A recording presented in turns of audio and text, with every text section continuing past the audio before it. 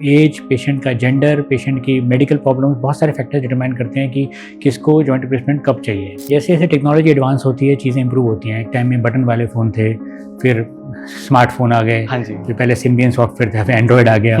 तो ऐसे ही technologies day by day science में बहुत जल्दी इंप्रूवमेंट हो रही है। I would say the life of a joint replacement is more than 25 years if it is properly done. Pain generally is not that bad nowadays and pain is well controlled with our technology. So अभी आपकी as में तुम करेंगे joint replacement अभी तो आप बहुत young हैं। Hi everyone. Today we have Dr. Vinay Agarwal with us. He's a senior orthopedic surgeon with a specialization in joint replacement and sports injury. Welcome to the interview, sir. Sir, recently मैंने सुना है कि आपको एक award मिला है इन sports injury and joint replacement पे। आप कुछ बताना चाहेंगे उसके रिगार्डिंग? थैंक यू लक्ष्य। सो अभी हमारे को एक अवार्ड मिला है हम इन sports injury as a best sports injury expert. So basically I am running a sports injury centre at Artemis light hospital in Friends colony.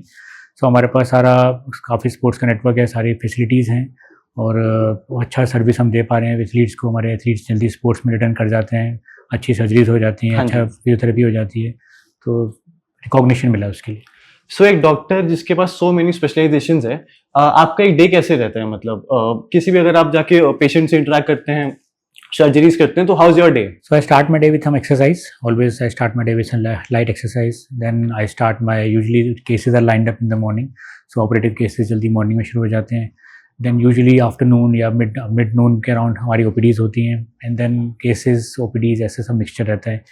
And then I also give time in the evening to self study because most cases जो होते हैं sometimes challenging cases होते हैं या sometimes cases of different types होते हैं, तो उनके लिए I devote some amount of time to self study in the night. ठीक है सर। तो जॉइंट रिप्लेसमेंट के आसपास बहुत लोगों के मिथ्स होते हैं, कुछ लोगों के क्वेश्चंस होते हैं, क्वेरीज होते हैं। तो आज से जो सेशन है हम पूरा कोशिश करेंगे उन मिथ्स को बस्ट करने के लिए, और जो जनरल लोगों के जनरल पॉपुलेशन के जो क्वेश्चंस होते हैं उस पर थोड़ा हम बात करना चाहेंगे। ठीक है, तो अगर हम सबसे पहले क्वेश्चन पे आते हैं, तो जॉइंट रिप्लेसमेंट कब चाहिए होता है और ये क्यों जरूरी होता है? देखिए, joint replacement depending on the person, depending on the circumstances, age, बहुत सारे फैक्टर्स होते हैं। कुछ टाइप के गठिया होते हैं जो एज के साथ होते हैं, जैसे आर्थराइटिस कहते हैं, तो उनको कहते हैं एज रिलेटेड आर्थराइटिस या ऑस्टियो आर्थराइटिस। सो वो जनरली +50 या +60 पॉपुलेशन में होते हैं, और जब एक स्टेज आ जाती है जब हम कंजर्वेटिव मेजर्स लाइक फिजियोथेरेपी और मेडिसिन और इंजेक्शन सब ट्राई कर चुके हैं और पेन पेशेंट को नहीं कंट्रोल हो रहा है, तब हम उसको जॉइंट रिप्लेसमेंट एडवाइस करते हैं। बट कुछ टाइप की गठिया होते हैं जो एज से रिलेटेड नहीं होते, जैसे रूमेटॉइड आर्थराइटिस है, यूरिक एसिड आर्थराइटिस है, गाउट आर्थराइटिस है, ये यंगर एज में भी हो जाते हैं। इन केसेस में sometimes joint replacement is required at early stage, क्योंकि ये एंटीजन एंटीबॉडी रिएक्शन की वजह से होते हैं, ये एज का इसमें रोल नहीं होता है। So as I said, patient का एज, पेशेंट का जेंडर, पेशेंट की मेडिकल प्रॉब्लम, बहुत सारे फैक्टर्स डिटरमाइन करते हैं कि किसको जॉइंट रिप्लेसमेंट कब चाहिए। ठीक है, इसमें कुछ ऐड करना चाहूंगा। आपने बोला ऑस्टियोआर्थराइटिस, राइट? मैंने बहुत बार ये वर्ड सुना है, बट इसका एग्जैक्ट मीनिंग क्या होता है? सो ऑस्टियोआर्थराइटिस का लिटिल मीनिंग है जॉइंट्स के बीच में गैप का कम होना या जॉइंट स्पेस कम होना, जिसको हिंदी में गठिया कहते हैं। ओके। सो ऑस्टियोआर्थराइटिस टिपिकली टर्म यूज तब किया जाता है जब हम बात करते हैं wear and tear of the joint, यानी जो एज की वजह से हुआ है, यानी किसी की एजिंग हो गई, जैसे मान लो फीमेल्स में मेनोपॉज के बाद जेंडर मतलब जैसे जैसे एज बढ़ती जाती है तो उनका नी का जॉइंट स्पेस वगैरह कम होता जाता है, तो वो एज रिलेटेड है। तो any arthritis which is age related we term it as osteoarthritis, whether hip में हो, नी में हो या शोल्डर में हो। ठीक है सर, जॉइंट रिप्लेसमेंट ना सुनने में बहुत ही मतलब ऐसी बड़ी सी सर्जरी लगती है, एंड ऐसा लगता है कि आगे सही हो भी पाएगा या फिर नहीं हो पाएगा। तो इस पे ना मुझसे किसी ने एक बार पूछा था कि कितनी बारी हमको जॉइंट रिप्लेसमेंट की जरूरत पड़ सकती है? क्या एक ही जॉइंट पे एक से ज्यादा बार सर्जरी हो सकती है या फिर वो रिकमेंडेड नहीं होता? इस पे आपका क्या टेक है? देखिए, जैसे जैसे टेक्नोलॉजी एडवांस होती है चीज़ें इंप्रूव होती हैं। एक टाइम में बटन वाले फ़ोन थे, फिर स्मार्टफोन आ गए, हाँ जी। फिर पहले सिम्बियन सॉफ्टवेयर था, फिर एंड्रॉयड आ गया। तो ऐसे ही technologies day by day science में बहुत जल्दी इंप्रूवमेंट हो रही है ओवर द पास्ट 25 years। जब से अगर हम इस डिकेड की बात करें, 2000s की बात करें, तो जॉइंट रिप्लेसमेंट सर्जरीज में बहुत काफ़ी एडवांसमेंट्स आई हैं। नॉट ओनली मेटलर्जी में, जो मेटल टेक्नोलॉजी है उसमें बहुत एडवांसमेंट्स आई हैं, जो बियरिंग सर्फेसेज हैं उसमें बहुत एडवांसमेंट्स आई हैं, ओटी सेटअप्स में बहुत एडवांसमेंट्स आई हैं, ओटी का इतना हेपा फिल्टर, लैमिनर फ्लो, बहुत एडवांसमेंट्स आई हैं। और एनेस्थीसिया के लेवल पे भी अब जैसे pain free management, almost pain free हो जाता है कि प्री ऑपरेटिवली और पोस्ट ऑपरेटिवली जो एनेस्थीसिया इतना अच्छा होता है, टेक्नोलॉजी इतनी अच्छी आ गई है कि almost literally pain free experience रहता है पेशेंट का। तो हर लेवल पे एडवांसमेंट्स काफ़ी हुई हैं, तो डरने वाली ऐसी कोई इशू नहीं है। मतलब जैसे जैसे साइंस इंप्रूव करती है, एडवांसमेंट होती है, टेक्नोलॉजी इंप्रूव करती है, तो अब हम उस स्टेज में हैं जब हमारे पास एक बहुत अच्छा टेक्नोलॉजी है और not only metallurgical wise, not only implant wise, every setup wise, OT setup wise, तो हमारा जो है सक्सेस रेट काफ़ी ज़्यादा है जॉइंट रिप्लेसमेंट्स में, और इन्फेक्शन रेट बहुत कम है। ठीक है, इसके आसपास एक और मिथ है कि किसी की एक बार अगर जॉइंट रिप्लेसमेंट सर्जरी हो गई तो उनको हर 10 साल में करानी पड़ती है। Is this true? I would not say it is true. See, joint replacement generally एक ऐसा प्रोसीजर है जो बहुत प्लानिंग से, and patient selection is very important.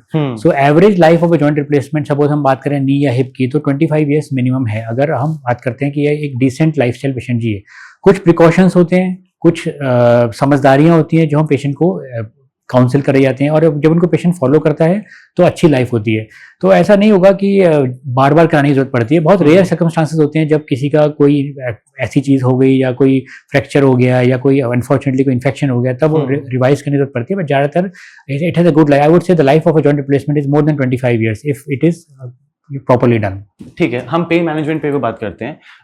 अब भी बहुत लोगों को ऐसा डर लगता है कि joint replacement during the surgery and after the surgery भी बहुत पेन रहता है, बहुत लंबे टाइम तक पेन रहता है, और रिकवरी में बहुत टाइम लगता है। तो जो अभी नए एडवांसमेंट आए, जिसमें हम लोग अभी आगे बात करेंगे, उसके आने के बाद कितना अभी ये चेंज हुआ है? अभी मतलब ओवरऑल सिनेरियो क्या है कि पेन, जैसे आपने कहा कि मतलब पेन फ्री सर्जरीज भी होती है, बट ऐसा कंसेप्शन अब भी है कि आगे बहुत टाइम तक पेन रहता है। कुछ लोगों के 4-5 महीने तक भी पेन रहता है। सुनने में तो बहुत कुछ आता है इसमें। आप तो फर्स्ट हैंड पे डील करते हो, आप लोगों से फॉलोअप्स भी करते हैं, उस टाइम आपकी क्या मतलब ऑब्जर्वेशन है, फिर क्या सिनेरियो रहता है इसमें? ठीक है, टेक्नोलॉजिकल इंप्रूवमेंट्स की वजह से अब सर्जिकल जो पेरी ऑपरेटिव स्टेटस, यानी प्री ऑपरेटिवली और पोस्ट ऑपरेटिवली, उस पर पेन कंट्रोल बहुत अच्छा रहता है। Okay. अब एनेस्थीसिया टीम हमारी पूरी इक्विप्ड रहती है, एडेक्टर ब्लॉक्स हैं, एपिड्यूरल ब्लॉक्स हैं, काफ़ी सारे पैचेस वगैरह आ गए हैं मार्केट में, काफ़ी अच्छी दवाइयाँ हैं। तो I would say overall experience जो है जॉइंट रिप्लेसमेंट का, right from the surgery to the till the time hospital stay, वो पेन फ्री ऑलमोस्ट होता है, दैट वी कैन इंश्योर। उसके बाद क्या होता है कि पेशेंट जैसे जैसे अपनी रूटीन लाइफ में आता है, तो आई वुड नॉट से कि बिल्कुल 100% एकदम से बॉडी उस नए जॉइंट को एक्सेप्ट कर लेती है। At the end of the day it's a new metal inside the body. तो जो पेशेंट्स कभी कभी परसेप्शन करते हैं कि हमारे को कुछ महीने तक पेन है, वो एक्चुअली ब्रेन की अडेप्टेशन है उसको जॉइंट को अपने अंदर समझने का। जब एक नया पुर्जा, समझ लीजिए नया पुर्जा बॉडी में लग गया है, तो उसके आसपास का जो नर्व सिस्टम है, उसके आसपास जो ब्रेन की जो कुछ था नहीं वहां पर, अब वो नई चीज आ गई है, तो ब्रेन को कुछ टाइम में लगता है अडेप्टेशन करने में। तो आई वुड से कुछ मंथ्स तक पेशेंट को ये हो सकता है कि हाँ थोड़ा बहुत अजीब लग रहा है, कोई बहुत फीलिंग आ रही है, but pain generally is not that bad now days, and pain is well controlled with our technology. ठीक है, जॉइंट रिप्लेसमेंट के बाद एक कंसेप्शन रहता है, या फिर जॉइंट रिप्लेसमेंट के बाद एक परसेप्शन रहता है कि हम लोग बहुत ही हार्ड एक्टिविटी जैसे स्पोर्ट्स हो गया, फिर कुछ सामान उठाने, हैवी वेट्स उठाना, वो हम नहीं कर पाएंगे। तो ये कब तक के लिए आप अवॉइड करना प्रेफर करते हैं, एंड कब कितने ड्यूरेशन के बाद we would be able to like मतलब डू सम स्पोर्ट्स या फिर लिफ्ट सम वेट्स? देखिए, इसमें भी अगेन पर्सन स्पेसिफिक है। जो पर्सन पहले भी एथलेटिक नहीं थे, जो पर्सन पहले स्पोर्ट्स नहीं खेलते थे, ऑब्वियसली उनके बॉडी उस टाइप से डिजाइन नहीं है। नाउ दे फील दैट हमने जॉइंट रिप्लेसमेंट करा लिया, वो एकदम से बहुत स्पोर्टी हो जाएंगे, तो दैट इज नॉट रिकमेंडेड। तो अगर आप पहले आपका थोड़ा सेडेंटरी लाइफस्टाइल था और आपका एक एज के बाद में जॉइंट रिप्लेसमेंट करा है, that is mainly for pain relief.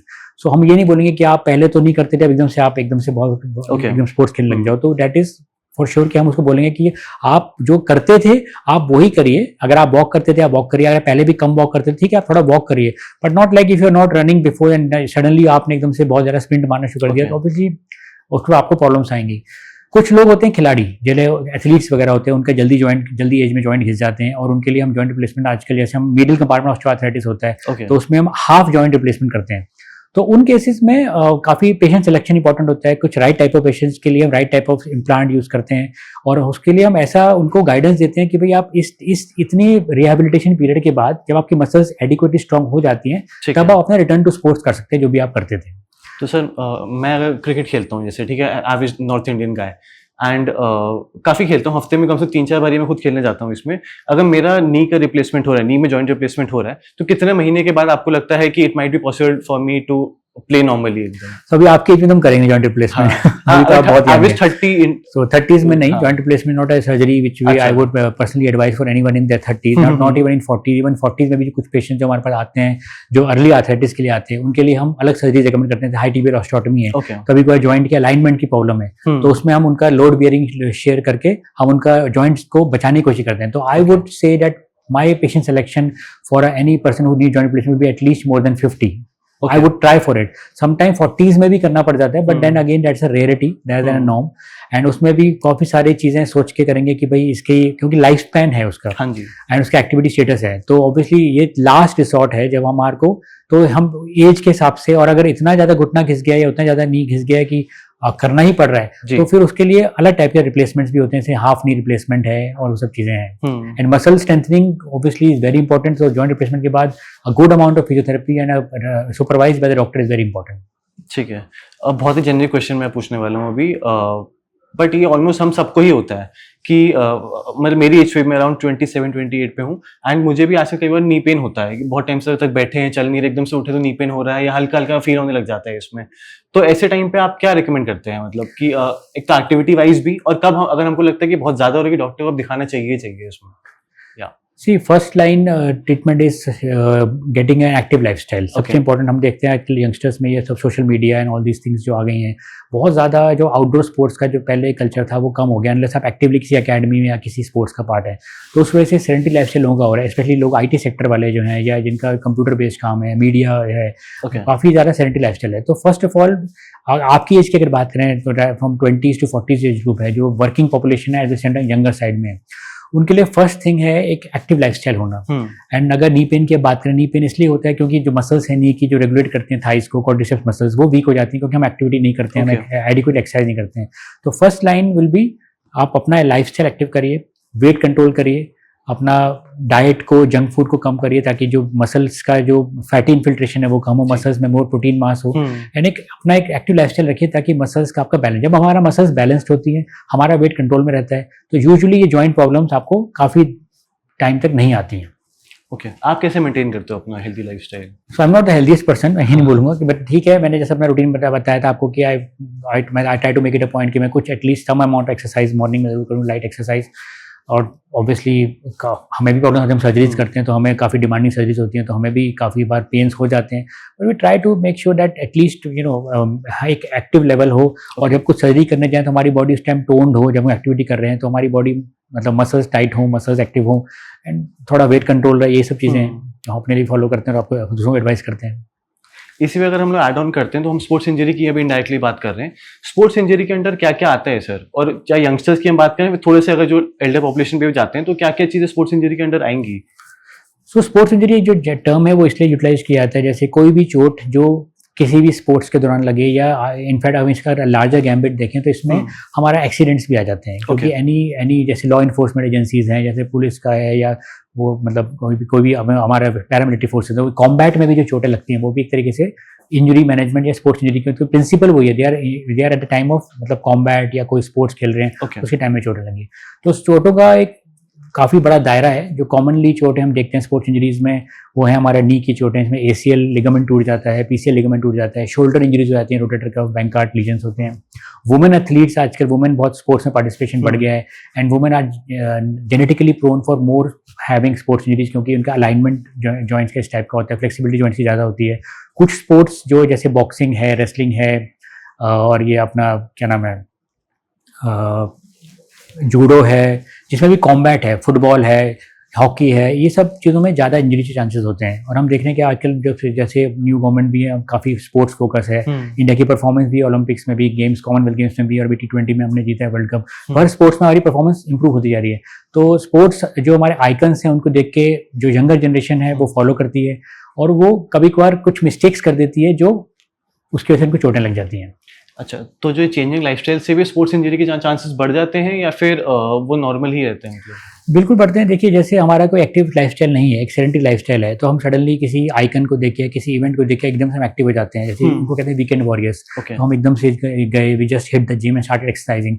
So you remember, always remember, अगर आप नेचुरली जो बात है बहुत एक्टिव नहीं है या बहुत आप नहीं कर रहे हैं over the past few months, एकदम से अगर आप बहुत कुछ करोगे तो बॉडी एकदम से इंजर हो जाती है, क्योंकि बॉडी मसल्स टाइट नहीं होती, मसल रिलैक्स होती हैं, टेंडन्स पे इंजरी लग जाती है। तो ऑलवेज स्टार्ट ग्रेजुअली, जैसे योगा भी होता है कि एकदम से आप फ्लेक्सिबल नहीं हो, एकदम से आप सारे पोजेस कर लें योगा के, तो उसमें चोटें लग जाती हैं। आजकल बहुत सारे जिम्स, सिटीज़ में हम देखते हैं बहुत सारा जिम्स आ गए हैं, कई सारी फिटनेस चेन्स बन गई हैं, उसमें भी हम देखते हैं कई बार दे do group classes, and in that group not everyone is of the same fitness level, of the same age group. तो one shoe fits for all नहीं होता है। तो कभी कभार क्या होता है, in the heat of the moment हम सब लोग वही सब फॉलो करने जाते हैं जो एक फिट इंसान कर रहा है या ट्रेनर जो फिट है वो बता रहा है, तो उसमें भी काफी इंजरी हो जाती है। तो आपको देखना पड़ेगा कि आप किस कैटेगरी में हो, आप मतलब आप कितने फिट हो, एंड अकॉर्डिंगली ही आप करें। जब भी आप जल्दीबाजी करेंगे, एकदम से कोई बहुत ज़्यादा एक्सरसाइज शुरू कर देंगे, तो इंजरी यहाँ से ज़्यादा होंगे आपको। जिम ट्रेनर्स वर्सेस डॉक्टर की डिबेट तो चलती ही रहेगी, तो नेवर एंडिंग है, ठीक है। Coming back to sports injuries and injuries वाला, अभी ऋषभ पंत वाला केस बहुत फेमस हुआ था इसमें। जैसे आपने कहा कि स्पोर्ट्स इंजरी खाली खेलते हुए नहीं होती, राइट, वो बाकी सब भी जो कॉम्बैट इंजरीज हो गई या फिर जो एक्सीडेंटल इंजरीज हो गई वो भी स्पोर्ट्स इंजरीज में ही आती है। तो ऋषभ पंत का जो केस स्पेसिफिक हुआ था, और अभी वो T20 वर्ल्ड कप के स्क्वाड में वो भी थे इसमें, तो उनका केस क्या था और क्या इंजरी हुई थी उनको एग्जैक्टली इसमें? देखिए, उनका था कि he was driving quite fast and going to his native place, Uttarakhand जा रहे थे वो, अनफॉर्चुनेटली गाड़ी टॉपल कर गई। तो है हुआ एक्सीडेंट है, but actually what he suffered was very commonly जो स्पोर्ट्स में भी होता ही है, तो उनको ACL इंजरी हो गया था। और उन्होंने काफ़ी सूझबूझ से काम लिया, उनकी गाइडेंस अच्छी थी, उनको डॉक्टर्स की एडवाइस मिली। तो उस टाइम भी एक इंटरव्यू हुआ था ऋषभ पंत के बारे में, हमारा टाइम्स ऑफ इंडिया में हुआ था। तो यही बात थी कि देखिए, हर इंजरी ज़रूरी नहीं है कि स्पोर्ट्स इंजरी हुई है तो उसका एकदम से ऑपरेशन ही करना है या एकदम से जल्दबाजी करनी है। बहुत ज़रूरी है, क्योंकि अब जैसे कोई भी स्पोर्ट्स टीम से जीता जाता है, वैसे ही एक डॉक्टर्स और हमारे जो मैनेजमेंट, मतलब जो हमारा ओवरऑल जो ट्रीटमेंट वो है, वो एक टीम वर्क होता है। तो अगर राइट टाइम पे राइट एडवाइस और राइट इंजरी की क्वांटिफिकेशन कर दी जाए तो अच्छा मैनेजमेंट रहता है। तो उसके केस में यही हुआ कि हम देखा कि उनका ACL जो हुआ, I think he never required any surgery and he went for a good therapeutic programme, and now हम देख रहे हैं कि रिजल्ट्स अच्छे आ रहे हैं, उन्होंने वर्ल्ड कप जीत लिया। तो ज़रूरी नहीं है कि कोई भी इंजरी हुई है तो एकदम से आप पैनिक हो जाएं। पॉइंट ये है कि आप उसको एक क्वालिफाइड पर्सन के पास उस पर जाएं, and not every treatment, every injury require surgery, ऐसा कुछ नहीं है। ये भी एक कॉमन मिथ है, एवरी इंजरी का कोई सर्जरी नहीं होती है। कई बार इंजरी सेल्फ रिजॉल्विंग होती हैं, और अगर सर्जरी भी होती है तो उसके लिए भी एक बहुत वो चाहिए, मतलब कि जैसे एक टीम वर्क चाहिए, गुड अमाउंट ऑफ रिहैब का कोई मतलब there is no doubt in that कि कोई भी सर्जरी या कोई भी ट्रीटमेंट जब तक सक्सेसफुल नहीं होगी, जब तक पेशेंट कंप्लायंस हो, अच्छी रिहैब हो, अच्छा टीम वर्क हो, जैसे हम देखते हैं इसीलिए रिजल्ट्स आते भी हैं। रिहैब में क्या क्या चाहिए होता है एंड कितना लंबा रहता है इन जनरल में? ठीक है, जैसे अब ACL की बात करें, हमने क्योंकि आप ऋषभ पंत का आपने एग्जांपल लिया, तो अगर ACL सर्जरी की जाती है तो उसमें कम से कम 6 मंथ्स का रिहैब होता है। ओके, 6 मंथ्स तक patient is not allowed to play sports, 6 months तक patient not allowed to run, and he has to be very consistent with the advice of the doctor as well as a qualified physiotherapist. और जब हम देखते हैं, क्योंकि सारा जो खेल है, सारा जो मतलब जो उसका रिकवरी है वो मसल्स के ऊपर है, जब तक मसल स्ट्रेंथन नहीं होंगी, मसल बैलेंसिंग नहीं होगी, तो सर्जरी का आउटकम भी नहीं आएगा। तो ये बहुत ज़रूरी है कि सर्जरी कराने के साथ साथ एक पूरी टीम बहुत ज़रूरी है साथ में होना, तभी हम रिजल्ट दे पाते हैं। तो काफी हद तक वो पर्सन टू पर्सन भी डिपेंड करता है कि उनकी बॉडी कैसे रिएक्ट कर रही है, कैसे उसको बेटर कर रही है वगैरह। अगर हम बॉडी की बात करते हैं सर, तो इज दिस द केस कि स्पोर्ट्स इंजरी या फिर स्पोर्ट्स इंजरी के वल्नरेबिलिटी में जेनेटिक्स का भी रोल प्ले होता है? और ऐसा भी कुछ है कि हम ये सब जो बॉडी के सिम्टम्स या फिर जो ये बॉडी का रिएक्शन है वो हम इनहेरिट करते हैं अपने पूर्वजों से? यस, बिल्कुल। देखिए, जेनेटिक्स का रोल काफ़ी ज़्यादा है। मैंने अपने पिछले ही बताया कि women athletes are very prone for ACL injuries particularly. तो यस, क्योंकि आपकी बोन के अलाइनमेंट, आपकी जॉइंट्स की फ्लेक्सिबिलिटी, आपका जीन्स कैसी हैं, यानी कई लोग are naturally very flexible people जैसे are more prone for injuries, जैसे जिम्नास्टिक्स वाले लोग होते हैं, काफ़ी फ्लेक्सिबिलिटी होती है, तो their joints going to extreme positions, तो उसमें इंजरी चांसेस ज़्यादा होते हैं। कई लोग नेचुरली ही जैसे रनिंग करते हैं, आप देखा होगा कि कई लोग बार बार गिरते रहते हैं। आपने देखा होगा फ्रेंड सर्कल में ऐसे कई लोग होते हैं जो रनिंग करते गिर जाते हैं कई बार। तो यस, जेनेटिक्स का बहुत स्ट्रॉन्ग रोल है, जेंडर का काफ़ी रोल है, आपकी ओवरऑल फिटनेस का बहुत रोल है, आप कितने नेचुरली फिट हैं, आप कितने नेचुरली एथलेटिक हैं, काफ़ी सारे फैक्टर्स हो जाते हैं। मैं उसमें से एक था जो गिरता रहता था। अच्छा, हमने अभी इससे पहले एक मॉडर्न टेक्नोलॉजी की भी बात करी थी, राइट? तो आजकल बहुत ही ट्रेंड में है रोबोटिक सर्जरी, बहुत सुनने में आ रहा है, लोग बहुत एक्साइटेड तो नहीं, word would be the wrong word, लोग बहुत ही इसके लिए पॉजिटिव है कि रोबोटिक्स आ रहा है, काफी गेम चेंजर है, not in terms of only मतलब ऑर्थोपेडिक्स, बाकी सब फील्ड में भी, राइट? अगर हम तो ऑर्थोपेडिक्स की बात करते हैं तो रोबोटिक्स ने आपका जो प्रोसीजर रह चुका है, आप जैसे बहुत सालों से आप कर रहे हैं, राइट? तो रोबोटिक्स में जो शिफ्ट रहा है वो आपके पर्सपेक्टिव से कितना इंपॉर्टेंट रहा है और पेशेंट के पर्सपेक्टिव से क्यों वो जरूरी है? See from the orthopaedic point of view मैं बताऊंगा कि रोबोटिक्स ने हेल्प किया है, but I would not say it's a game changer क्योंकि ऑर्थोपेडिक पॉइंट ऑफ व्यू कि अभी भी हम काफ़ी सारी सर्जरी जो है जैसे नी रिप्लेसमेंट, हिप रिप्लेसमेंट और बहुत सारे जो सर्जरीज हैं आर्थोस्कोपी वाली, वो हम जी। पहले भी टेक्नोलॉजी यूज़ करते थे और टेक्नोलॉजी काफ़ी मतलब हेल्पफुल है। और ऐसा नहीं है कि हम अभी भी सारी रोबोटिक्स से ही कर रहे हैं। रोबोटिक एक छोटे सेगमेंट के लिए है, जैसे पर्टिकुलरली उन पेशेंट पे जिनकी अलाइनमेंट प्रॉब्लम है, जैसे वैल्गस नी है या हमें डाउट है कि अलाइनमेंट में, तो रोबोटिक्स में क्या होता है जैसे हम प्री ऑपरेटिव पेशेंट का सीटी स्कैन करा देते हैं और बोनी लैंडमार्क्स हमारे को पता लग जाते हैं। अल्टीमेटली रोबोटिक के साथ में सर्जन नहीं होता है, robotic is just robotic arm, robot assisted surgery होती है, इट्स नॉट रोबोट खुद सर्जरी नहीं कर रहा होता, उसमें साथ में सर्जन नहीं होता है। तो रोबोटिक्स के साथ थोड़ी प्रिसिशन आ जाती है, that I would say yes precision is there, but एक लर्निंग कर्व है, अभी टेक्नोलॉजी नई आई है तो बहुत सारी चीज़ें हैं जो अभी रोबोटिक्स में एनकम्पासिंग नहीं है। और अभी भी जैसे मैंने बताया था कि technology, metallurgy, understanding of the joints और बहुत सारी चीज़ें हमारे पास पहले से ही हैं, नेविगेशन हमारे पहले से ही है, कंप्यूटर्स हमारे हम पहले से यूज़ कर रहे हैं, सीटी स्कैन हमारे पहले से ही हैं। तो अभी भी आई वुड से 90% सर्जरी जो होती है, 90% ज़्यादा सर्जरी, 95% सर्जरी अभी भी हम विदाउट रोबोट ही कर रहे हैं। कुछ सेगमेंट ऑफ लोगों के लिए रोबोट जरूरी है, जहाँ पर होता है जरूरी, हम उसको रोबोटिक्स से करते हैं। किस सेगमेंट के लिए जरूरी है? जैसे मैंने बताया कि जैसे आपका कुछ अलाइनमेंट ज़्यादा प्रॉब्लम है, जैसे नी में हम रिप्लेसमेंट करना चाह रहे हैं और हमें अलाइनमेंट का आपका, तो इंट्रा ऑपरेटिवली यानी ऑपरेशन के दौरान रोबोट हमें अलाइनमेंट सही बता सकता है, जो हमें आई बॉलिंग करनी पड़ती है। या फिर वो लोग जिनके साथ में कुछ जॉइंट का कोई लिगामेंट्स बहुत ज़्यादा ऑल्टर्ड है, बैलेंसिंग की प्रॉब्लम है, तो उन केसेस में हमें रोबोट का इस्तेमाल से थोड़ा फ़ायदा होता है। But by and large I would से रोबोट अभी भी बहुत छोटे सेगमेंट के लिए है और उसमें पेशेंट सिलेक्शन काफ़ी ज़रूरी है और जो सिलेक्टेड पेशेंट है उनके लिए रोबोटिक हेल्पफुल है। बट फिर भी by and large majority people are still having a very good successful surgery without robot also. ठीक है। तो मैंने सुना है सर कि आप तो रोबोटिक्स के एक्सपर्ट हैं, बट अगर हम ओवरऑल इंडिया की बात करते हैं, चलो हम दिल्ली एनसीआर की बात करते हैं, तो दिल्ली एनसीआर में कितने % सर्जन्स होंगे ऐसे जो रोबोटिक्स में एक्सपर्ट है या फिर जिस पे हम डिपेंड कर सकते हैं कि हाँ ठीक है, मतलब रोबोटिक्स अच्छे से कर लेंगे इसमें? आई एम नॉट श्योर कि सब कर सकते होंगे रोबोटिक्स, उसके लिए अलग ट्रेनिंग होती है क्या? थोड़ा बहुत ट्रेनिंग, हाँ, ये थोड़ा सा जो इम्प्लांट वेंडर मैन्युफैक्चरिंग कंपनीज हैं वो रोबोटिक में ट्रेनिंग कराती हैं कुछ जी। टाइम, आपको अंडरस्टैंडिंग चाहिए होती है उस रोबोटिक की। It's not a very huge learning curve, I would say that जो सर्जन्स नॉर्मली नी रिप्लेसमेंट कर रहे हैं, कई सालों से करते आ रहे हैं, हम लोग बहुत सालों से करते आ रहे हैं, तो हमें एक कुछ घंटे की ट्रेनिंग में, कुछ एक टाइम में हमें आइडिया होता है कि रोबोट से हमें क्या अचीव करना है। तो जैसे बताया कि प्रिंसिपल्स तो वही है सर्जरी के, रोबोट इज जस्ट असिस्टेंट, जो हमें एक रोबोटिक असिस्टेंट मिल जाता है जो हमारे सर्जरी में कट्स लेने में और वो सब थोड़ा बहुत अलाइनमेंट जानने में हेल्प कर देता है। तो परसेंटेज तो अभी भी लो है, अभी अगर हम दिल्ली एनसीआर की बात करें उससे बहुत ही कम परसेंटेज में रोबोट, क्योंकि robot is a very equipment is very expensive, सबसे बड़ी प्रॉब्लम ये है, it's a big investment for even for bigger hospitals. तो आई वुड से अगर हम मिड सेगमेंट हॉस्पिटल की बात करें या by and large majority segment की बात करें तो अभी रोबोट कई हॉस्पिटल्स में इक्विपमेंट है ही नहीं। और इंडिया की अगर बात करें ओवरऑल, तो इंडिया में तो अभी जॉइंट रिप्लेसमेंट या और सर्जरीज की पेनिट्रेशन ही बहुत कम है, तो अभी इतना ज़्यादा रोबोट का नहीं है। और अभी आई थिंक इतना नीड भी नहीं है, क्योंकि हम पहले हेल्थ केयर को उस लास्ट पर्सन तक पहुंचाएं जो उसको नीड है। जैसे आयुष्मान भारत की स्कीम चल रही है, गवर्नमेंट कोशिश कर रही है कि उन लोगों तक हेल्थ केयर पहुंचाया जाए जो कभी इससे काफ़ी हद तक वंचित रहे। तो रोबोटिक अभी एक प्रीमियम सेगमेंट के लिए है और बहुत ही छोटा इसका रोल है कंपेयर टू हमारी वास्ट हिंटरलैंड है, हमारा वास्ट जो पेशेंट बेस है, उसके लिए भी रोबोटिक की ना तो पेनिट्रेशन है और ना ही नीड है। आपने आयुष्मान भारत की बात करी है, एक क्वेश्चन मेरे दिमाग में आ रहा है कि आयुष्मान भारत के अंडर भी रोबोटिक्स मतलब अवेलेबल रहता है इस इंश्योरेंस के अंडर, या फिर वो उसके ऊपर चले जाती है उसकी कॉस्टिंग, एंड क्या एवरेज कॉस्टिंग रहती होगी रोबोटिक सर्जरीज की? नहीं, आयुष्मान भारत एक बहुत ही प्रॉमिसिंग और बहुत ही उससे बहुत अच्छी स्कीम है गवर्नमेंट की, क्योंकि मैंने देखा है कि वो हमारे पास वो तबका आया आयुष्मान भारत की वजह से जो कभी भी अब शायद अपने घर से निकलते ही नहीं, क्योंकि उनको हॉस्पिटल्स का इतना बिल का इतना भय है या उनके साथ जो भी उनका मतलब उनके फाइनेंशियल स्टेटस इतना पुअर है कि वो सेगमेंट कभी आता ही नहीं। तो गवर्नमेंट के ने उनको एम्पावर किया है, और दिल्ली में तो नहीं बट यूपी साइड में आयुष्मान भारत काफ़ी ज़्यादा पेनिट्रेशन है, काफ़ी यूपी हरियाणा में आयुष्मान भारत के काफ़ी सारे मतलब नंबर ऑफ केसेस बहुत ज़्यादा हो रहे हैं। रोबोटिक नहीं है, आई वुडंट से रोबोटिक मिल रहा है आयुष्मान भारत में, बट जैसे मैंने कहा कि मेजॉरिटी लोगों को एक अच्छी सेफ एंड साउंड सर्जरी चाहिए rather than any fancy robot.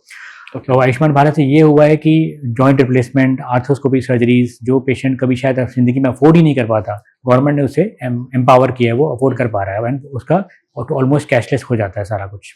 And Ayushman Bharat जितने भी हॉस्पिटल्स है, प्राइवेट हॉस्पिटल, सब में अवेलेबल रहता है या फिर इसका भी कुछ एम्पैनलमेंट का है? देखिए, दिल्ली में तो I am not aware of much hospitals जो आयुष्मान भारत, क्योंकि दिल्ली में आयुष्मान भारत स्कीम अभी तक मेरे नॉलेज में नहीं है कि किसी हॉस्पिटल में चल रही है, लागू ही नहीं हुई। आई एम नॉट श्योर, क्योंकि जिन हॉस्पिटल हम लोग काम करते हैं आयुष्मान भारत किसी में भी नहीं है। ओके। आयुष्मान भारत यूपी में बहुत अच्छे से चल रहा है, क्योंकि आई थिंक इस गवर्नमेंट स्पेसिफिक है। गवर्नमेंट जिस स्टेट गवर्नमेंट का होता है वो उस गवर्नमेंट में वो गवर्नमेंट उस हॉस्पिटल को फंडिंग देती है आयुष्मान भारत के लिए। तो यूपी में कई हॉस्पिटल्स में आयुष्मान भारत चलता है और अच्छे से उनके ऑपरेशन हो रहे हैं। हम भी अपने पेशेंट्स के लिए कई बार जो आयुष्मान से आते हैं उनके लिए मैं यूपी साइड में जाके कई हॉस्पिटल में जाके ऑपरेट करता हूँ, क्योंकि कोई भी पेशेंट किसी टेक्नोलॉजी से वंचित नहीं रहना चाहिए। आयुष्मान भारत में ये है ज़रूर कि गवर्नमेंट इतना दे देती है कि उसको हम अच्छी से अच्छी टेक्नोलॉजी का सामान लगा सकते हैं। ये तो महीने में अगर हम एक परसेंटेज की बात करें तो कितने परसेंटेज आप सर्जरीज करते होंगे प्योरली आयुष्मान भारत के अंडर ही, एक रफ एस्टिमेट की बात करें तो? जस्ट आई वुड से परसेंटेज तो डिफिकल्ट है, क्योंकि मेनली प्रैक्टिस दिल्ली बेस्ड है। तो दिल्ली में जैसे मैंने कहा कि आयुष्मान स्कीम नहीं है, तो यहाँ पर अपने और बहुत सारी स्कीम्स हैं गवर्नमेंट की। CGHS है, गवर्नमेंट पैनल सर्विसेज हैं, PSUs हैं, बड़ी बड़ी कॉर्पोरेट कंपनीज हैं, उनके अपने अपने इंश्योरेंस होते हैं। तो वो हमारा मेन सेगमेंट रहता है। आई वुड से सर्जरीज का तो मैं 10% ही बोलूँगा जो मैं आयुष्मान में करता हूँ। बट ये जो पेशेंट आता है हम उसको ये नहीं बोलते हैं कि भाई आपका क्योंकि आयुष्मान है हम दिल्ली में नहीं कर पाएंगे तो आपका कहीं नहीं कर पाएंगे। हम उसको उसके जहाँ पर भी उसका एम्पैनल्ड हॉस्पिटल होता है वहाँ जाके उसका ऑपरेशन कर देते हैं। ठीक है।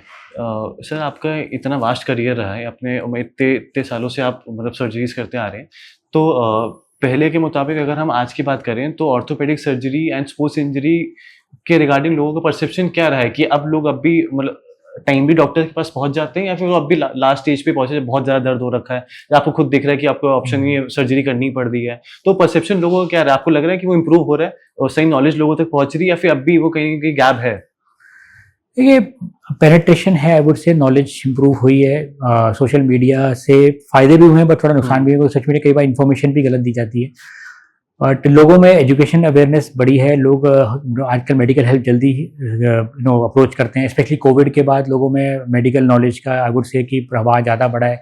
नेट भी आजकल बहुत इन्फॉर्मेशन से प्रेरित मतलब भरा हुआ है। आजकल हर चीज़ इन्फॉर्मेशन गूगल पर आराम से मिल जाती है। तो आई वुड से कि प्री कोविड, मैं इसको बोलूँगा pre Covid and post Covid status सबकी। तो प्री कोविड से मैं देखूंगा कि हाँ ऑर्थोपेडिक सर्जरीज में और जनरल सर्जरीज में भी पेशेंट्स का जो अवेयरनेस लेवल है वो ज़्यादा हुआ है। पेशेंट सवाल काम के करते हैं, पेशेंट सवाल पूछते भी हैं, पेशेंट को काफ़ी नॉलेज होती है। और ठीक है, आई थिंक जैसे टेक्नोलॉजी इंप्रूव कर रही है, जैसे नॉलेज इंप्रूव कर रही है, जैसे पेशेंट के बिहेवियर में चेंज आ रहे हैं, तो आई वुड से it's happening for the good. तो सर आपने आयुष्मान भारत की अभी बात करी, आपने जो जैसे दिल्ली एनसीआर में बहुत सारे कॉर्पोरेट्स हैं उनके खुद के इंश्योरेंसेस की बात करी। So many people these days are talking about medical tourism. For example, a person in Africa or even in the Europe can choose any country across the world to get their medical treatments done, their surgeries done and all, right? I think India is growing rapidly in terms of this specific phase. What are your take on this specific thing, and what exactly is medical tourism? Thank you, Lakshya. This is a very relevant topic you have touched. Okay. See, India is fast becoming a favored destination for getting complex medical treatments and expensive medical treatments. Okay. I would say our technology is at par with anything which is available in the US. Our technology, I would say, we have the best quality implants, we have the best quality OTs, we have the best quality teamwork in healthcare, and our hospitals are at par with any best hospital, Harvard and Mayo, and in the United States. We are getting people from all walks of life, all types of countries, from countries ranging from our nearby neighbors like Bangladesh, Sri Lanka, and to as far as Africa. And recently I had a patient who visited me from England. So I would say that I went to England for learning my skills at one point of time, and that was a time when people used to see towards the west, US and UK for getting treatments. Now we are getting people from those countries who come here for surgeries because the surgeries are top notch, the quality is top notch, as well as we have the most affordable healthcare system. So those surgeries which would cost a fortune in the United States, we offer them a very affordable alternative. And that's why India is, especially Delhi and Mumbai are becoming the hub of medical tourism. If a person in UK is looking to get some medical treatment done, right, why should he choose India? What exactly are the benefits that India as well as experts like you offer in India for them? Yeah. So see, every country has their own healthcare system. If you talk about UK has a centralized national healthcare system, national NHS. The waiting lists of having surgeries in NHS is very long because it's a rationalized system. So and there is no jumping off the queue. So as I said, the patient I was telling about, the patient had a 2-year waiting list and he was in tremendous amount of pain. With this kind of pain, obviously no one can expected to spend 2 years of their life just to have a surgery. So India, being in India and obviously having having been trained in the UK, he looked after my profile. Probably he searched after me. He researched. He asked few people. Probably he must have done some degree research. He came to me, and he got the same treatment he would have got in the UK or he would have got in the United States. Obviously, in UK he would have spent 2 years of his life suffering in pain. In the US, he would have probably spent a fortune. But what we offered in India is that he was very happy. He was very satisfied. He got the same type of implants and everything which he would have got anywhere in the world. And obviously, he spent much less. It was much more affordable for him. That's what India offers. Nice. So, for the same person, what would be the means of communication, or how can the person reach out to experts like you in India? Are there any official channels, or how would you recommend them doing that?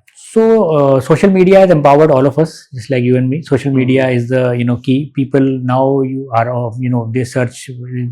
The mainstream media, they are less important for medical. I would say that people search a lot on social media. They look for profiles. They check our websites. Our websites have a lot of clicks when we have a whole team to respond to their queries. We have all the social media handles like LinkedIn, Instagram, Facebook.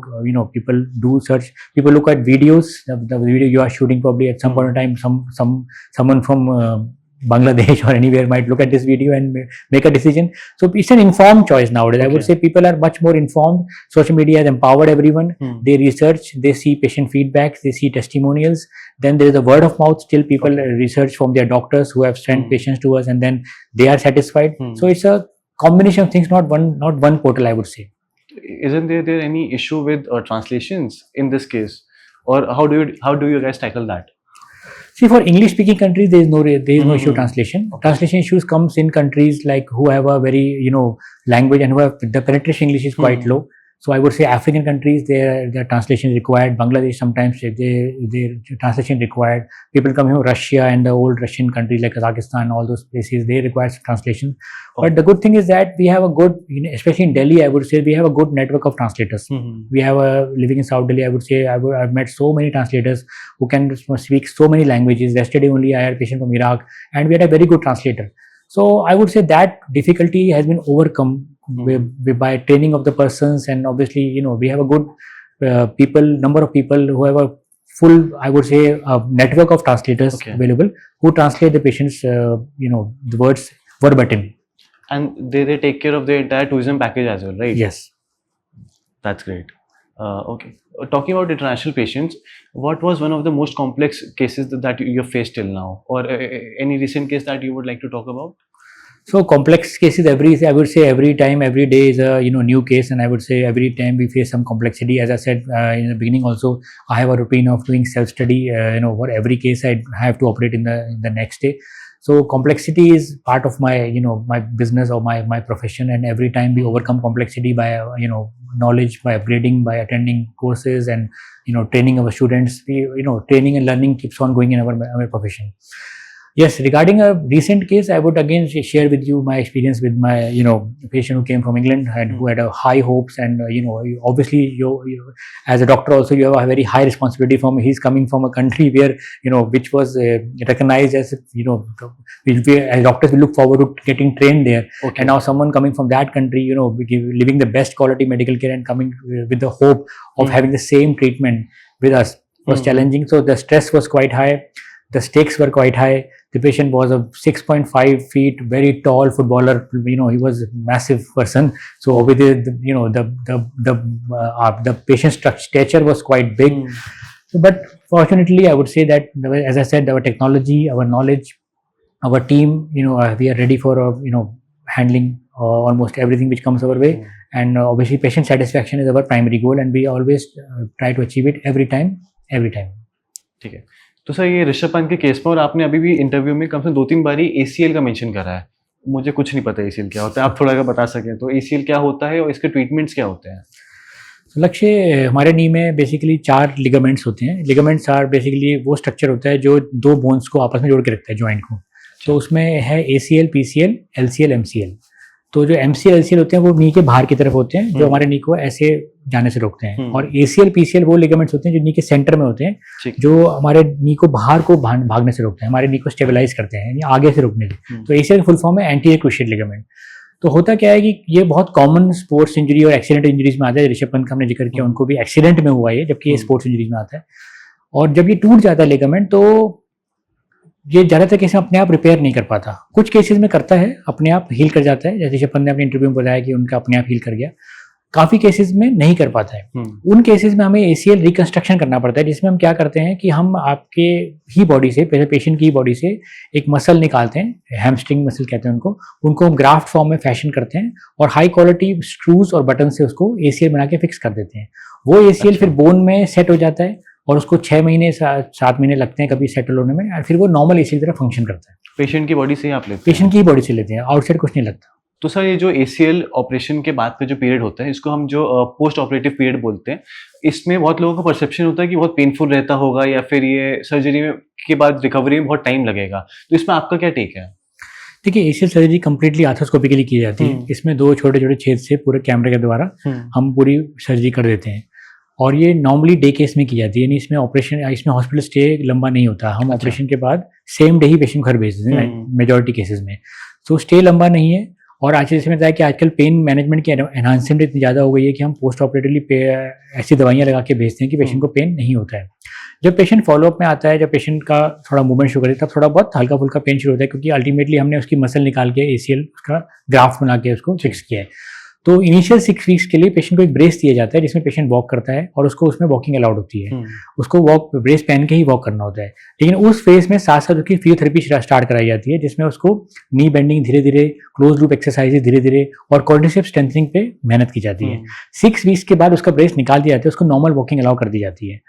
Generally graft का 4 months के around graft is most vulnerable. Graft सबसे ज़्यादा damage, क्योंकि graft ultimately graft को हड्डी में fix होना है। तो 3 to 4 मंथ्स के अराउंड हम पेशेंट को काफ़ी फॉलोअप करते हैं कि भाई आप कॉशियस रहिएगा, कोई एडवेंचर एक्टिविटी, कोई मतलब अनप्लान्ड या अनएडवाइज चीज़ मत करिएगा, क्योंकि उस टाइम ग्राफ्ट के चांसेस ज़्यादा होते हैं ब्रेकेज के।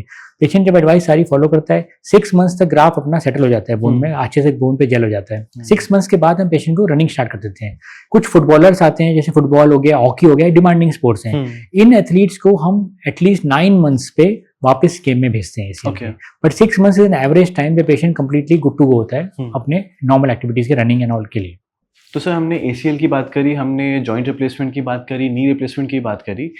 एक और बहुत ही इंपॉर्टेंट पॉइंट है जो कि मैं खास कर पूछना चाहूँगा, वो है हमारी एल्डरली पॉपुलेशन के रिगार्डिंग। हम सबके घर में बड़े बुजुर्ग हैं या फिर जान पहचान में ऐसे हैं जिनको कुछ ना कुछ नी की प्रॉब्लम रहती है। किसी से भी पूछो तो उनको कहते हैं या तो बैक की प्रॉब्लम है तो नी की प्रॉब्लम है, राइट। और जब ऐसे टाइम पे हम उनको कन्विंस करते हैं, चाहे डॉक्टर को दिखाते हैं या फिर एक बार जाके मिल के आते हैं या सर्जरी के लिए कन्विंस करते हैं, तो सबका ऑलमोस्ट सिमिलर रिप्लाई आता है कि अब तो एज हो गई, अब क्या कराएंगे, अभी सही नहीं रहेगा, कुछ ट्रीटमेंट नहीं हो पाएगा ढंग से, या फिर इस एज के बाद अब नहीं हो पाएगा ट्रीटमेंट वगैरह। तो ऐसे टाइम पे आपका क्या मैसेज है उनके रिगार्डिंग? ये बहुत ज़रूरी है जानना कि एज क्या है। एक होती है बायोलॉजिकल एज, एक होती है फिजियोलॉजिकल एज। तो ज़रूरी नहीं है कि कोई एक फिक्स नंबर नहीं है कि इस एज के बाद ये नहीं हो सकता, इस एज के बाद वो नहीं हो सकता। हमारी फिटनेस बहुत सारे फैक्टर से डिपेंड करती है। क्या क्या बीमारियां हमारे को हैं, पेशेंट को हैं, डायबिटीज़ है, ब्लड प्रेशर है, कितना वो मोटापा है, उनको ओबेसिटी है कि नहीं है।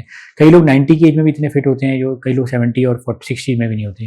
तो एज कोई एक पर्टिकुलर नंबर नहीं है कि जरूरी है एक एज के बाद कुछ ना करें। दूसरा इंपॉर्टेंट पॉइंट ये है कि सबसे जो प्रॉमिसिंग जो है जॉइंट रिप्लेसमेंट का, वो है इट्स क्वालिटी ऑफ लाइफ। ये एक दर्द में ज़िंदगी जीना, जितनी भी एज है किसी ना कितनी भी एज होगी, वो एक ज़िंदगी अगर दर्द में जिए जा रहे हैं और रोज़मर्रा की लाइफ में परेशानी है, कहीं घूमने नहीं जा सकते, कहीं बाथरूम में नहीं बैठ सकते, कहीं छत पर नहीं जा सकते, अगर इतनी दिक्कतें हैं तो ज़रूरी है कि उनको एक समझाना कि आप डॉक्टर से मिलिए ज़रूर। डॉक्टर से मिलना बहुत ज़रूरी है। कई बार क्या होता है, अपने पेशेंट से ऐसे ही जैसा आपने बताया कि फैमिली मेम्बर्स आते हैं, इनको बहुत रेसिस्टेंस होती है, तो वो आके मिलते हैं, वो बात समझते हैं, उनको कुछ हैप्पी पेशेंट्स की वीडियोस जब वो देखते हैं कि रिवोल्यूशनाइज हो जाता है एकदम लाइफ, तो वो अपना उसी हिसाब से अपना विचार और अपना डिसीजन लेते हैं। तो ये बहुत ज़रूरी है कि पहले मिलिए, और ज़रूरी नहीं है कि अगर डॉक्टर से मिलना है तो सीधा ऑपरेशन ही हो जाएगा, ऐसा कुछ नहीं है। ऐसा होता है कि पेशेंट पहले देखा जाता है। हम भी अगर हम कोई सर्जरी करते हैं तो हम बहुत सारे फैक्टर्स उसके एनालाइज करते हैं, उसके सारे टेस्ट कराते हैं, उसकी जनरल फिटनेस देखते हैं। जब वो कंप्लीटली सेफ होता है तभी हम ऑपरेट की तरफ उसको एडवाइस करते हैं, वो भी अगर उसको जरूरी हो तो। और अगर इतनी दिक्कतें हैं, अगर इतनी लाइफ में प्रॉब्लम्स हैं, तो डेफिनेटली जरूर वर्थ है कि आप एक बार डॉक्टर से जरूर मिलिए, क्योंकि क्वालिटी ऑफ लाइफ ट्रीटमेंट है, ये क्वांटिटी ऑफ लाइफ नहीं है, क्वालिटी है। अगर आपको इतनी भी जिंदगी, अगर आपकी लाइफ की क्वालिटी ही नहीं है तो फिर क्या मज़ा है। तो आप कैसे कन्विंस करते हैं उनको जब सामने आके आपके रुक जाते हो कि नहीं मुझे ये नहीं करानी, कुछ और बता दो, कोई और सोल्यूशन होगा इसका? जी, हम जैसे आपने अभी स्टार्टिंग इंटरव्यू में बोला था कि आपको घुटने में दर्द है, तो मैं आपको क्या बोला, भाई आपके दर्द है तो हम आपका इलाज करेंगे एक्सरसाइजेस से, एडवाइस से, क्योंकि आपकी एज ही नहीं है उस चीज़ की, आपका घुटने में वो चीज़ चेंजेस हुई नहीं है। तो ये सबसे पहले मिथ निकालना बहुत जरूरी है दिमाग से कि डॉक्टर के पास अगर गए हैं तो एक ही एडवाइस देगा सर्जरी, ऐसा नहीं, सर्जन है तो सर्जरी ही करेगा, ऐसा नहीं है। हम पहले फिजिशियन है फिर सर्जन है। तो अगर पेशेंट को नीड ही नहीं है किसी चीज़ की, पेशेंट की प्रॉब्लम अगर एक्सरसाइजेस से, दवाइयों से और काउंसलिंग से, एडवाइस से सब ठीक होता है तो हम पहले वही करते हैं। जब सारे ऑल्टरनेटिव एक्सप्लोर कर दिए जाते हैं, सब सारे ऑल्टरनेटिव एग्जॉस्ट हो जाते हैं, हमने सब कुछ एडवाइस कर दिया, हमने एक्सरसाइज करवा दी, हमने फिजियोथेरेपी करवा दी, हमने दवाइयाँ दे दी, सब कुछ कर लिया, तो दवाइयों का भी साइड इफेक्ट है ना। अगर हम दवाइयाँ एंडलेसली दिए जा रहे हैं तो वो जो डैमेज किडनीज में, अदर ऑर्गन्स में कर रही है वो तो रिवर्सिबल थोड़ी है।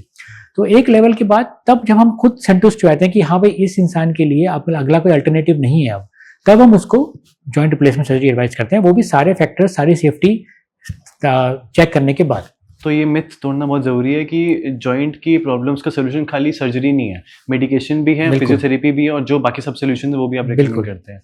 आपने सर दवाइयों की बात करी, एक ये भी मिथ है कि बहुत लोगों को लगता है कि जो पोस्ट ऑपरेटिव या फिर जो ऑपरेशन को अगर छोड़ के आप जो मेडिकेशन भी देते हैं वो उस पेन मेडिकेशन से या फिर उस मेडिकेशन से एडिक्शन भी होता है। बहुत लोग ये कहते हैं कि नहीं मतलब मैं नहीं लूँगा, पेन मेडिकेशन नहीं करेंगे, एडिक्शन हो जाता है उससे, बहुत लंबा टाइम तक हम छोड़ नहीं पाएंगे उसको। तो इसमें आपका क्या टेक है सर? बिल्कुल सही बात है। देखिए कुछ लेवल ऑफ मेडिकेशन तो एडिक्शन करती हैं कुछ, और कुछ मेडिकेशन काफ़ी डैमेज करती हैं जो पेशेंट को आज नहीं दिखता है, कुछ सालों बाद प्रेजेंट होता है। इसलिए बहुत ज़रूरी है समझना कि एक मेडिकेशन का एक लिमिट है। अगर हमको एक दर्द का एक पैमाना है, अगर उस हद तक मेडिसिन काम कर रही है, उसका दर्द ठीक हो रहा है तो ठीक है। जब पेशेंट कई होते हैं रेगुलरली मेडिसिन पे चलते रहते हैं कि हमें कभी आयुर्वेदिक खा लें, कभी कोई और दवाई खा लें, कभी कुछ खा लें, देखिए समझना पड़ेगा कि दवाइयों का प्रिंसिपल वही होता है, अल्टीमेटली वो पेट में जाके ऑर्गन्स पे डिस्ट्रीब्यूट हो रही है। तो ये नहीं है कि आप कोई भी दवाई को एंडलेसली खाए जा रहे हैं जस्ट क्योंकि आपको सर्जरी नहीं करानी है या आपको एक चीज़ के एवर्जन है। तो ओपन माइंड से हमेशा रहना चाहिए। हमेशा देखिए अगर आपको लग रहा है कि आपने काफ़ी चीज़ें ट्राई कर ली हैं, हम भी कोशिश करते हैं कि मेडिकेशन का बहुत ज़्यादा नहीं ट्राई करें, बट हम पहले ट्राई करते हैं। अगर मेडिकेशन के बाद भी पेशेंट का इंप्रूवमेंट नहीं हो रहा है तब हम उसको और अल्टरनेटिव देते हैं। तो ये पूरी कॉन्वर्सेशन के बाद ना मेरा काफ़ी हद तक पीओवी पूरा ही चेंज हो गया है रिगार्डिंग स्पोर्ट्स इंजरी या जॉइंट रिप्लेसमेंट या जॉइंट इश्यूज भी। तो सर मैं तो बहुत कन्विंस्ड हूँ, और अगर जो आप सब भी अगर बाकी जो कन्विंस्ड हैं तो इन सब के तरफ से मेरी साइड से क्वेश्चन है कि जिसने ये वीडियो देखी या फिर जो अभी इस वीडियो देखने के बाद सोच रहा है कि आपको रीच आउट करें, तो हम कैसे रीच आउट करें आपसे, और आप कहाँ पे आई वुड से कहाँ किस हॉस्पिटल में, hospital would be the wrong word, आप किस रीजन में मतलब रहते हैं, किस रीजन में आप ऑपरेट करते हैं, किस रीजन में आप पेशेंट्स को देखते हैं, और how can we reach out to you?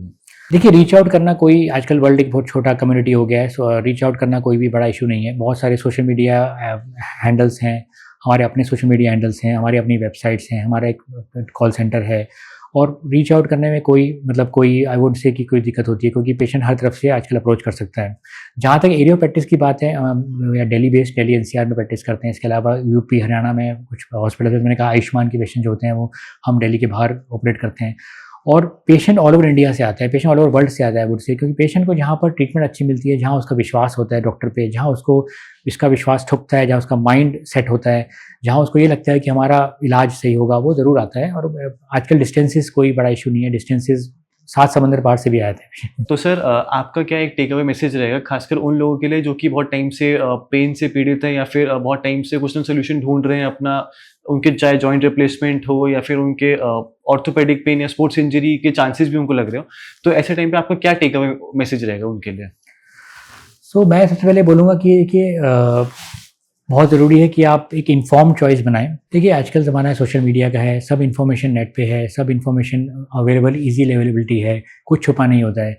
तो ये बहुत ज़रूरी है कि आप राइट टाइम पे राइट अप्रोच रखिए। अगर आपको कोई चीज़ कंसिस्टेंटली बॉदर कर रही है, जैसे जॉइंट्स में पेन चल रहा है, या आपको कोई चीज़ जॉइंट में इंस्टेबिलिटी है, या आपने देखा होगा हमारे फैमिली में एल्डर्स होते हैं, उनकी जॉइंट की अलाइनमेंट प्रॉब्लम होती है, जॉइंट जोड़ टेढ़े हो गए हैं, कमर झुक रही है, हर जगह जा रहे हैं, आपको कहीं ना कहीं दर्द हो रहा है, कंधे में दर्द है, घुटने में दर्द है, फीमेल्स हैं, लेडीज़ हैं, मेनोपॉज हो गया, उनको कंसिस्टेंटली पेन है, स्टिफनेस है।